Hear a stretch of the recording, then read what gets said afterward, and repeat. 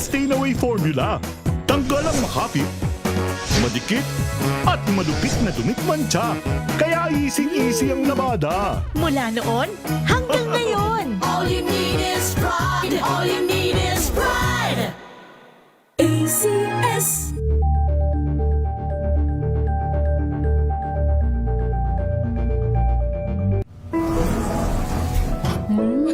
Amoy forever. Amoy LQ. Amoy New Calab Berry Blooms. Amoy kala, amoy good vibes.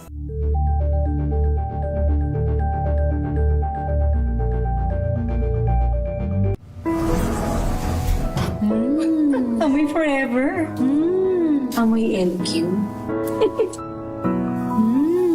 Amoy New Calab Berry Blooms.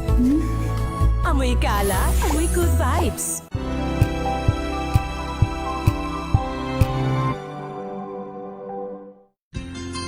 Mga karagdagang kaalaman kung paano malulunasan ng iba't ibang karamdaman. Tuloy po kayo sa programang Pangkalusugan. Lunas. Lunas. Lunas.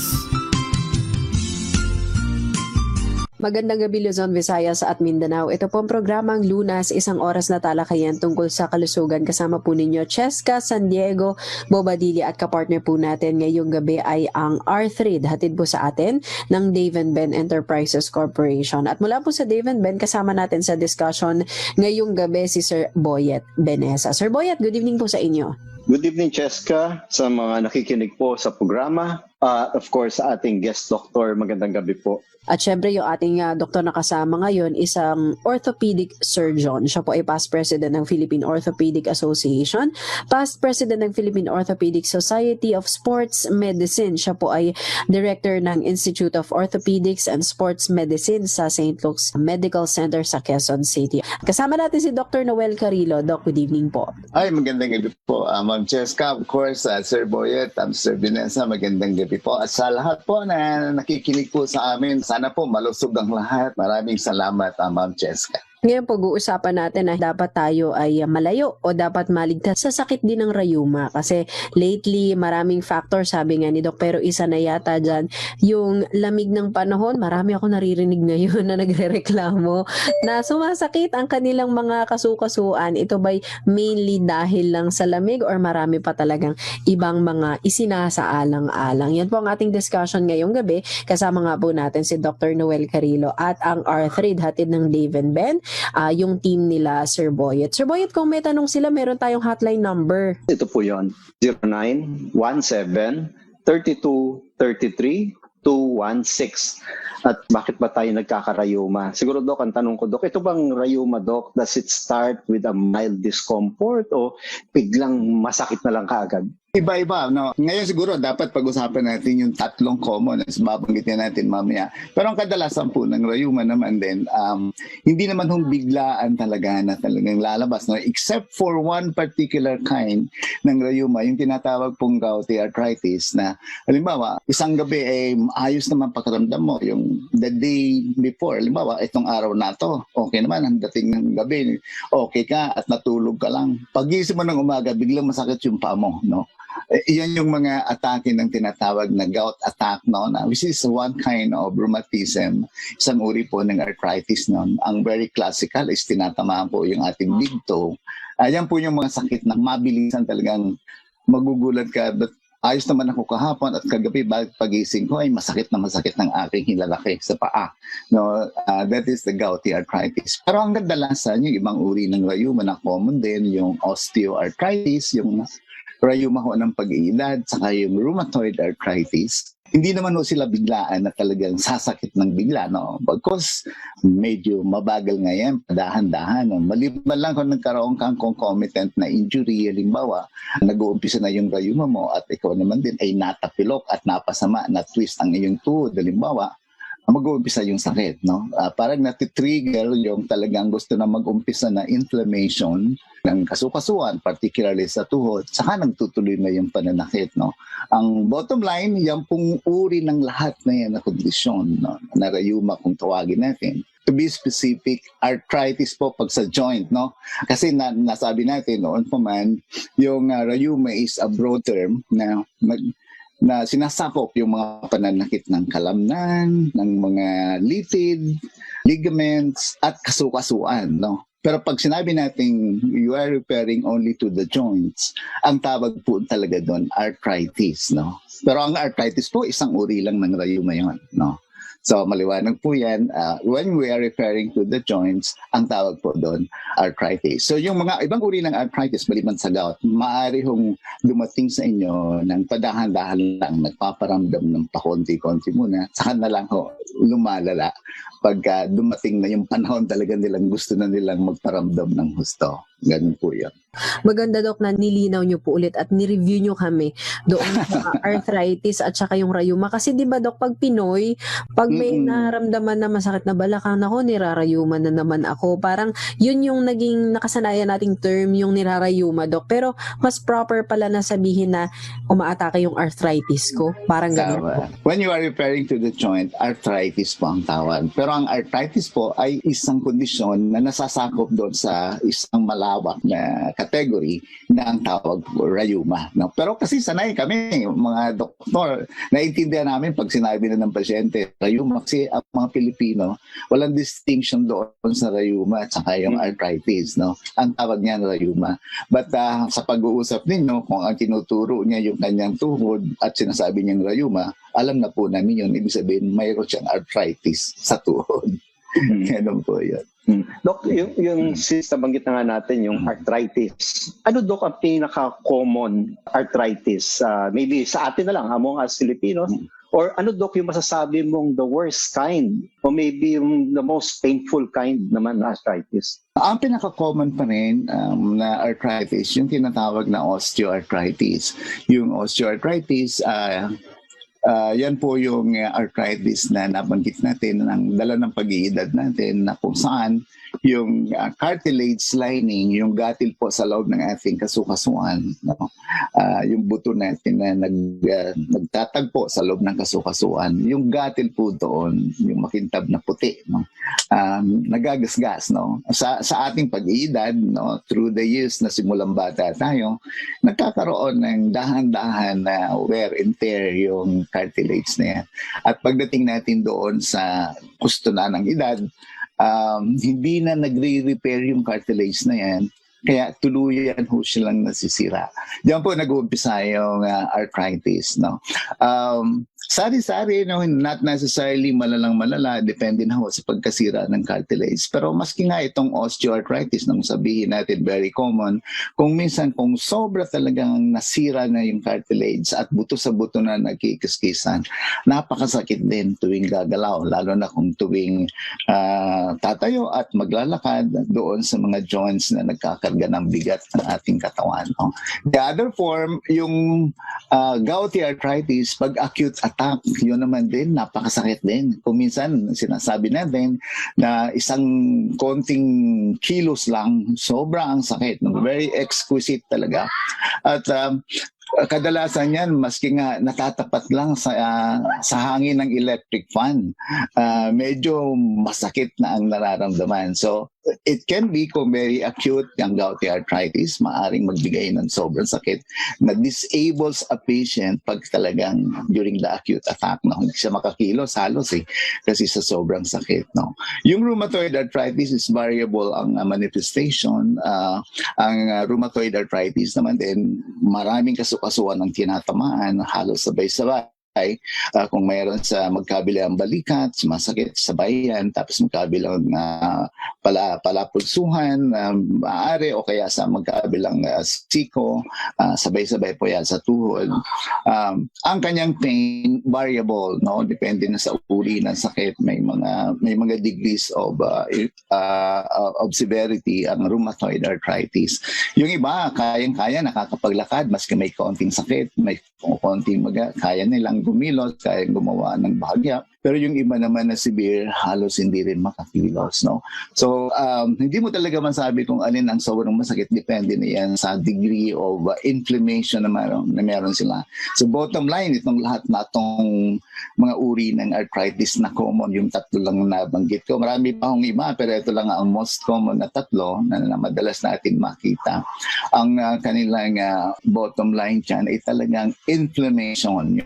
Yung inflammation po ang ibig sabihin, yung ating mga structures, kung kasukasuan ng tinamaan, yung structures inside and around the joint. No?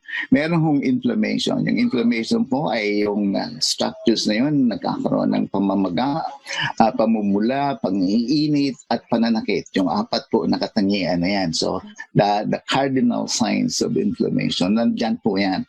So, kaya yan, mamaya malalaman po natin, ano ba talaga ang dapat kailangan pag meron kang mga inflammation. Babanggitin po yan sa atin ni Sir Boyet kung ano nga ba ang maganda dyan pag meron kang inflammatory conditions. Kanina, Doc, binanggit nyo yung wear and tear dahil yung, kumbaga, nagamit mo na ng husto through the years at ikaw ay umidad na rin. Pero bakit nagiging sensitive po siya, lalo na sa lamig, Doc? Ngayong mga panahon tama.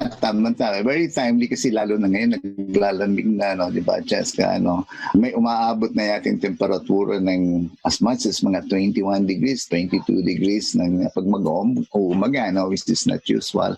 So nararamdaman na may mga rayuma yung pananakit, no. Sinasabi nila, pagka daw lumalamig, una, nagkakaroon ng parang iba ang tone ng ating mga muscles, no. Yung higpit ng ating mga kalamnan, nagbabago din pag malamig, no.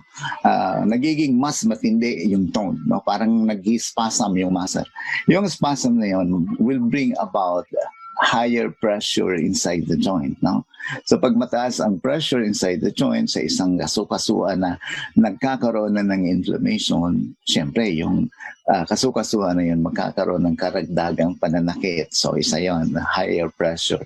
Pangalawa, sabi nila pagka nagkakaroon na ng taglamig, nagbabago na yung barometric pressure. Yung barometric pressure naman din, nararamdaman ng ating katawan kasama doon sa pressure sa loob ng ating mga joints, kasukasuan. Yung change doon sa pressure ay nagbibigay ng pananakit sa loob ng kasukasuan. So yun ang explanation nila kung bakit sa panahon na taglamig ay parang mas nararamdaman natin yung ating mga kasukasuan na mas masakit kumpara doon sa panahon na medyo tag-araw o kaya medyo mainit na panahon. Dok, yung katanungan nga natin, Dok, yung bakit ba tayo nagkakarayuma? Ano ba, Dok, ang dahilan? Kasi, Dok, minsan, nasa edad ba yun? O more of sa lifestyle ba? Kasi, Dok, minsan may kilala ka, medyo may edad na, no, nakatatanda, pero makita mo, Dok, matikas pa, walang sakit. Alam mo, napakaganda ng question kasi bottom line, pagka natapos natin na paliwanag yan, marami intindihan na nga ang ating nagsusubaybay. Kung bakit nga ba nagkakarayuma? No? Talakayin natin, limbawa, yung osteoarthritis. Yung osteoarthritis, yan po yung rayuma ng pag-iedad. No? Ano ba ang nangyayari dyan? Bakit nagkakaroon ng pananakit? Pag dumating ka doon sa dulo ng edad natin, no? Pag dumating ka ng 50, nag-uumpisa na magparamdam. No? Pagdating ng 55 hanggang 60, medyo malaki na ang pinararamdam sa'yo. Lalo na pagka medyo umabante na. No? Okay, so ano ba nangyayari dyan? Yung wear and tear na sinasabi natin, Ma'am Cheska kanina, yung ating cartilage na nasisira dahil nga sa araw-araw na gamit natin, meron daw na pagdating at certain age, hindi na kayang i-repair yung mga damage na yun. Pag bata, kaya eh. Pag kalima, nagkaroon ng konting sira sa cartilage, kayang i-repair pagka nandun pa tayo sa batang edad. No? Lumagpas na tayo at a certain age, ito ang ayon sa siyensya, hindi na nagre-repair yung cartilage kung ano man ang damage. So pagka may na-damage yan, nag-cause ng inflammation. Yun. May mga tinatawag na leukotrienes, cytokines, mga chemical po yon na pro-inflammatory. Ibig sabihin, bago dumating itong mga pamamaga, pananakit, pamumula, bago dumating po lahat na yon, merong tinatawag na mga chemical na pro-inflammatory. Na pag nandyan na po sila sa loob ng kasukasuan, yung sequence, susunod na po yung siya'y mamamaga at mananakit. At nangiinit, pati yun, Diyan po nag-uumpisa yung nararamdaman na natin na sumasakit. So bottom line sa osteoarthritis, ang osteoarthritis po ay sakit po ng cartilage na nasisira at ang epekto po bandang huli is inflammation, no? Yung inflammation po, yun ang nagdadala ng sakit sa ating kasukasuan. Sa sobrang pagkasira ng cartilage, including doon po sa mga pagbabago sa mga supporting structures, mga ligaments sa paligid ng kasukasuan, nagkakaroon po ng deformity ang joint na merong osteoarthritis. Very common na nakikita natin sa tuhod. No? Nakikita natin na noong araw, nung bata pa si Lola, napakaganda kanyang legs, di ba? Tuwid na tuwid, or the way you would describe a very good-looking pair of legs. No? Pero pagka tumatanda na po, nariyan napapansin ninyo, parang nagsasakang ng konti. Those are the changes na nakikita dahil number one, yung supporting structures medyo nag-weaken, nag-overstretch ng konti. So hindi na ma-maintain doon sa tuwid na itsura ng yung lower extremity. At yung cartilage naman na nasisira, nagdadagdag deformity doon sa kasukasuan. Okay? Po yun sa osteoarthritis. Paano naman po yung mga iba? Yung iba, yung gouty arthritis. Yung gouty arthritis naman po is related naman sa mga pagkain. No? Meron tayong katangian sa katawan natin na talagang minana natin sa genes natin. Yung pag tayo'y kumain ng isang uri ng protina na tinatawag purine, minamanufacture natin to become uric acid. No? Yan po isang katangian. Hindi lahat po na tao na kumain ng purine, magiging uric acid yung purine na yon. Kung wala ka hong karakter na mag-develop or mag-produce or mag-manufacture ng uric acid, hindi ho lalabas. Doon ho natin nakikita na bakit siya mayroong gout, bakit ako wala. Kasi po, wala kang katangian na ikaw ay mag-produce ng uric acid pero siya meron siya. Dala ng genes po, namamana po yun sa mga nauna sa tao, sa nauna sa inyo. So ganun po ang nangyayari. Ang uric acid ay isang uri ng crystal na very irritating po sa mga tissues, no? At ang uric acid po niya nagdideposito sa mga areas, mga ligaments, sa mga litid, minsan sa kalamnan, kadalasan sa kasukasuan, sa loob ng joints. Pero dahil nga po very irritating yan, nariyan po naman yung chemical na nagre-react doon sa uric acid crystals mismo. Pagka nagkaroon ng reaction yung chemical na yon, yung pro-inflammatory na chemicals na leukotrienes or cytokines, magkakaroon po ng inflammation ulit. So palagi ho nating nauuwi doon sa inflammation. Pag may inflammation nariyan na po na talagang mag-umpisa na ulit na pamamaga, pamumula, pananakit, pag-iinit doon sa lugar na kung saan merong inflammation. Ayan. Bottom line, masakit, hindi maikilos ng maayos. Ganon po naman sa uric acid problem, no? So tawag po doon gouty arthritis, no? Magkaiba doon sa nasisirang cartilage sa osteoarthritis, no? Yung third common na uri ng rheuma, which is the rheumatoid arthritis. Ang rheumatoid arthritis naman po is parang autoimmune, isang karakter po ng katawan ng isang tao naman din, na yung sarili niyang mga elemento sa nagsisirkula sa dugo ay parang nare-recognize ng kanyang katawan na hindi kanya. So, baliktad, no? Hindi kanya. Normally, pag na-recognize, ito akin, syempre hindi ko nilalabanan. Pero pag foreign ang recognition doon sa elemento na sarili niya, nilalabanan mismo ng sarili niyang katawan. So may mga elemento rin siya sa dugo na lalabanan yung mga elemento niyon, mga chemicals, molecules. At yung paglaban nila na nagkukumpulan, those complexes are also deposited in the areas of the joints, ligaments, tendons, pati mga muscles. No? So pag nag-deposit doon, mamamaga, bottom line, inflammation na naman. Nariyan na naman yung inflammation. No?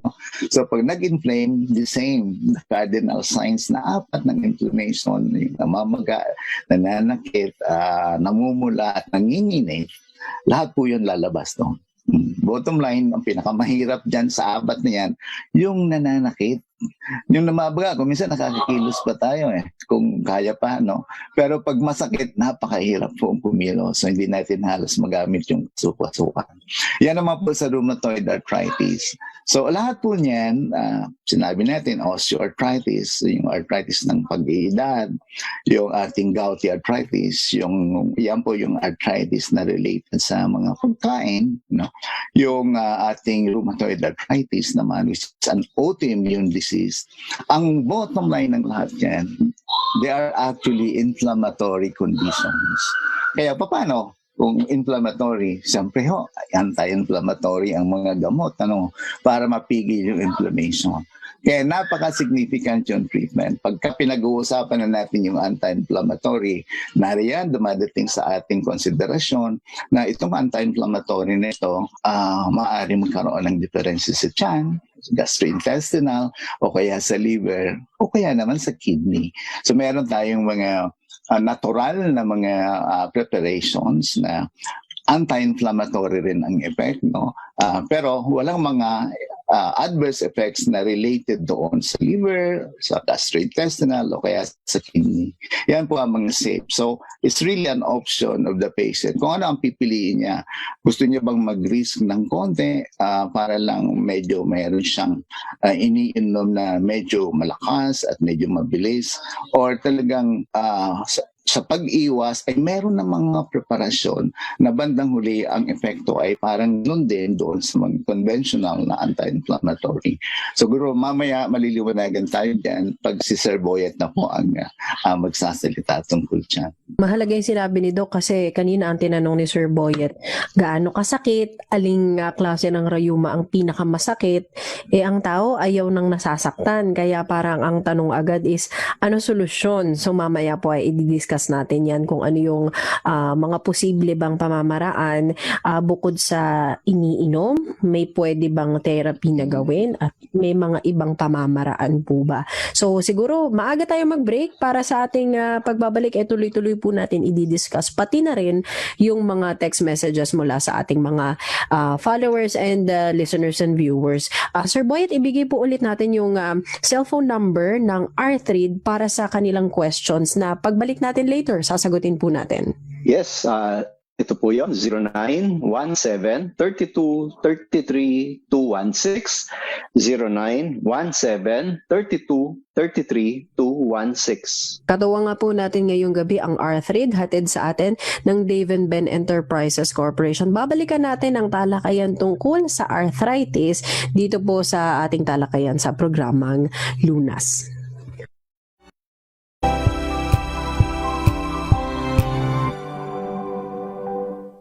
Maulan man, no worries na amoy kulubang